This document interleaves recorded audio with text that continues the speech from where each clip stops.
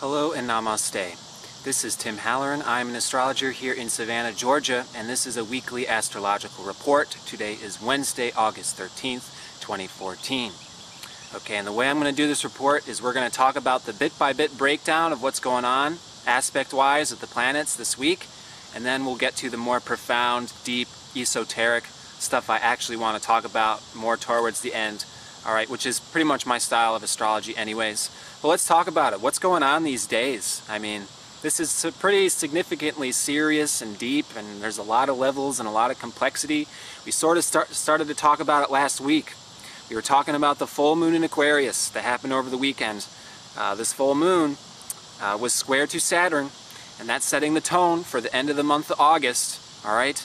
That full moon has everything to do with expression, our power, our solar plexus energy, us wanting to do things a certain way, and then square to Saturn.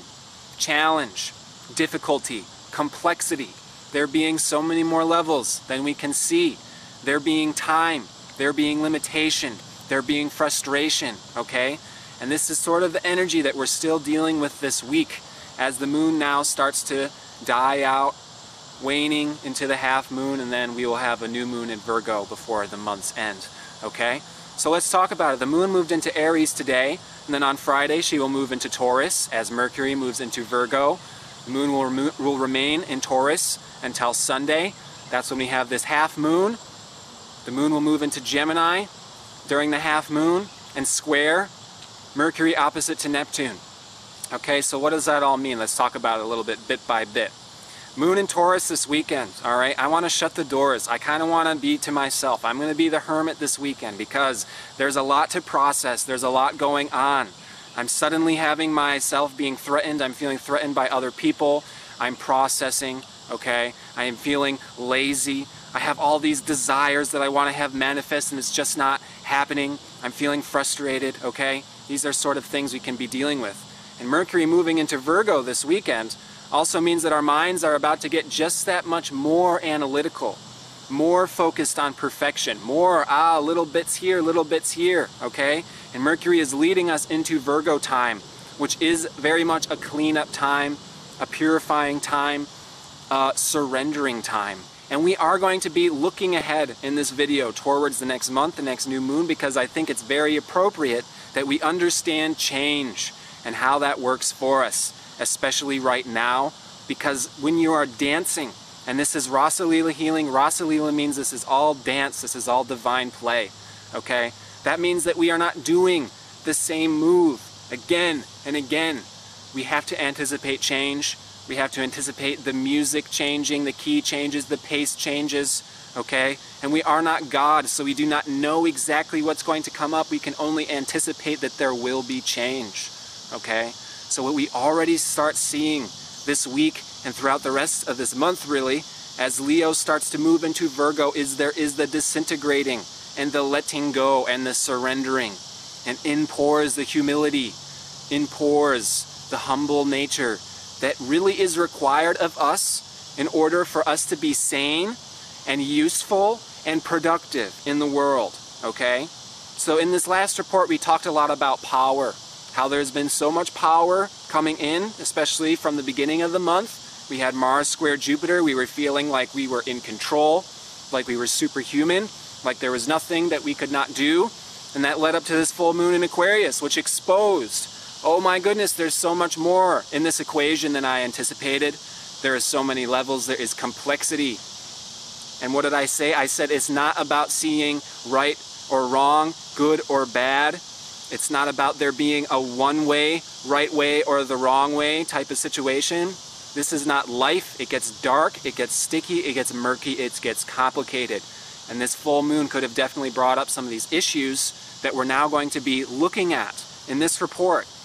And you know, the challenge is when I do these reports is, you know, oftentimes we look at these things as in problem and solution. You know, what is the problems that we're dealing with and what is the solution?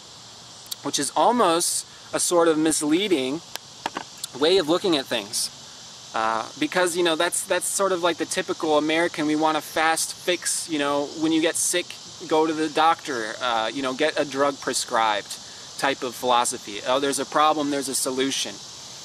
And the way I look at this more is, there is challenges, but challenges is a part of learning, which is a part of growth. You can't even really divide problem and solution. This is part of the dance that is spiraling upwards, okay? So the problem and the solution are really connected. They're not separated. So we can't look at our struggle, our frustration, our suffering so much as problems. You can sort of see them as a challenge, but that challenge is connected to the strength, the learning, the growing that is required in order to move through them, okay? So Saturn is the challenger. We're dealing with challenges, we're dealing with limitations, we're dealing with frustrations, things not sliding together easy.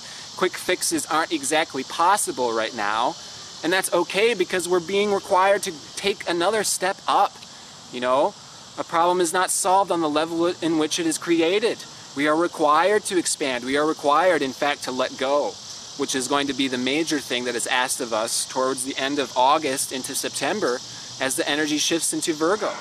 So what we also have going on this week, which is pretty interesting, is we have Venus in Leo catching up to Jupiter, and she will catch up to Jupiter next Tuesday.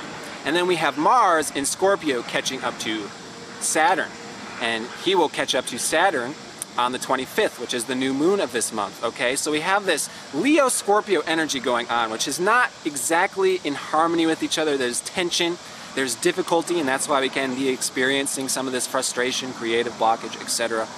And this Venus in Leo conjunct Jupiter really just wants to show off. I mean, she's going to conjunct Lilith next. It's just like, I want to express my desires. I want to throw a grand feast. I want to throw a grand ball. I want people to look at me. I want to be paid attention to. I want to have my desires met. I want to, just dance a lot, eat a lot, have lots of sex, blah, blah, blah. Okay? And then at the same time, we have Mars coming into conjunction with Saturn, which is kind of this opposite energy. It's more like elevator going down. We have serious karma. We have desires which are not easily met. It gets complicated. We have other people involved in relationships. We have limited resources. It's actually dealing with these rather deeper, darker aspects of life, sex, drugs, life, death, relationships, beginning and ending, and not in such a joyride-ish sort of easygoing way. Sort of like, this is serious, this is heavy, this is intense, okay? And this is sort of this frustration as Leo has just wanted to express itself. This full moon was square to Saturn in Scorpio. It has not been easy. There's all these levels that we cannot see. And we have to take a look at this. And I'm only going to say this one time, because I think it's, it's a pretty apparent statement. We shouldn't really require a famous actor doing the work for us in order to take the elevator down. These issues such as suicide, drug addiction, and all these things, we should be looking at this stuff within ourselves without the need of an external catalyst via a famous actor, via the news, all these things. Yes, those things act as a catalyst, but what is happening on the outside happens within us. All of these forces that are outside of us are also within, as within, so without, as above, so below, okay? So when we're talking about people in the Middle East, that is not their problem, that is our problem as well. We need to be studying this seriously dark, beneath the surface, talking about serious issues that we cannot escape, such as death, okay? We have to be looking at these things. We have to be looking at issues such as sex, all right? We talked a little bit about it in the last report.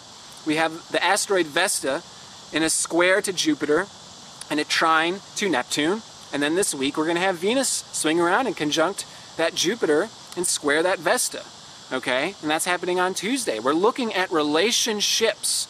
We're looking at how relationships really work. Am I getting my desires met? Am I getting your desires met? Am I being too promiscuous? Am I being too hard on myself? Am I being too restrictive? Am I being too easygoing? Okay, and the full moon was really bringing a lot of this stuff to light too.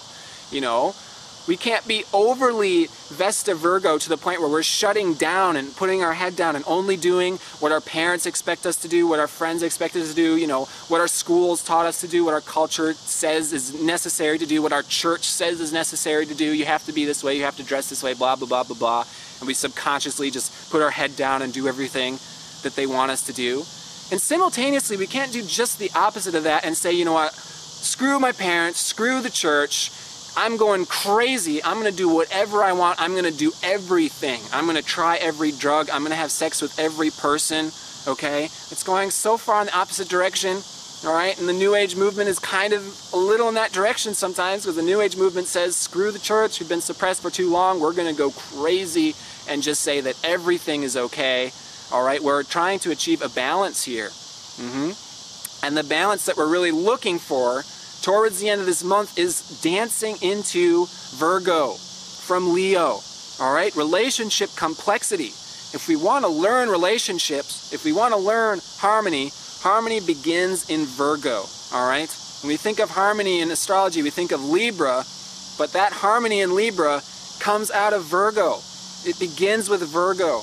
So let's talk about it. What are some of these deeper lessons that we can be learning through all these really serious, not fun, sort of challenging, not getting things easily done, creative blockages, life, death, sex? Like, oh my goodness, come on. Is this really how it's going to be forever? No, but those things don't go away. We have to transmute our understanding of them, okay? So one bit of understanding that we may want to transmute, that could have been a lesson that we learned harshly, is that we are not God. That's one of the things that really irks me when people say, I am God, is something that is said. You know, people have this philosophy in the New Age movement and stuff. And it's not that I don't understand what you're saying, and it's not that I don't see the beauty and everything and the interconnectivity, you know, but you have to understand words are very powerful. When someone says, I am God, that is different from saying, I am the same in myself when I'm in that place of connection with spirit, that you, when you're in yours, is exactly the same. Okay, that's very different. And the phrase, I am God, carries innumerable misconceptions, being that we are where we are now, and the level that we are on now, okay? When an enlightened sage like Ramana Maharshi says, I am God, that's different than when we say, I am God. And you will notice that Ramana Maharshi didn't even really say, I am God. He didn't say that very often, okay? So we have to understand our position. We have to understand our limitations. We are limited by our minds. We are limited by our bodies. We do not know everything, okay? And this comes as a shaking lesson this month, is that we do not know everything. Because we are anticipating, you know, we can anticipate change, we should expect the unexpected. Expecting the unexpected means that you do not know everything, okay? And where this is leading to is leading us into Virgo, where Leo sort of gets on a high horse and puts himself on the throne and then has to get dethroned and get his head chopped off, is when Leo says, I am God. I am all powerful, all knowing. I'm going to know everything. I'm going to line up everything. I'm going to put all my resources in one area and there's going to be no flaws. Everything's going to go perfectly according to plan. And then all of a sudden we reach Virgo and we are humbled. We are put in our place. And then I'm not saying this to belittle anybody because it can be harsh, all right? That being said, there is grace, there is mercy in all of this. Suffering is not what it seems. This is not the problem solution ideology where we go to the doctor and we get a drug. Every challenge is one and a part of the solution. Therefore, we have to see our suffering as being a message to us, letting us know what needs to be done, even if it was unexpected, unpredicted, in such a way that we did not foresee it. This is very humbling. This is putting us in our position that we have to let go. We have to not foresee the future. We don't know exactly what's going to happen. We don't know when someone is going to leave us, when they're going to be with us, okay? We cannot plan in stone who we are. We don't even know exactly who we are yet. We are learning who we are. Okay, so all this stuff with Aquarius and Leo having to do with expression means that, you know, maybe I thought I knew who I was, I thought I knew what my expression was, and now it is changing, all right? There's some pieces that were missing, there's some levels that were not foreseen, and now we have to backtrack, okay? And backtracking does not mean that you're stupid, it does not mean that you are over prideful and whatever. Don't get too, you know, stuffed under by this, don't get too trodden upon. That's the downside of Virgo, is when we become too looking down to the ground, too trodden upon, that we have no solar plexus energy left. We can't even, you know, get up in the morning, okay? But this is the stuff we're looking at right now. We're looking at depression, we're looking at suicide, we're looking at some of these deeper issues in life and saying, oh my goodness, I do have a bit of this in myself. I do have some areas that are being asked to be looked at, to take the elevator down, see what my desires are, okay? Towards the end of the month, next week we'll really talk about it. This new moon is, let's see what my desires are. Where do I need to clean? Where do I need to purify? That doesn't mean that we're tainted and we're evil. This is never good or bad, black and white, evil and, good. It's not like that. It means that I have parts of myself that are unconscious, that I'm not aware of. And they are ruling over me from my unconscious. I'm making unconscious decisions. I'm making decisions made on desires that I'm not even aware of. And then those desires I may not even want to look at because they're shocking, they're disturbing, they're not comfortable. They aren't what my parents wanted me to be, they aren't what my school wanted me to be, etc. Okay? But then we have to take that in perspective and realize that we do not know everything.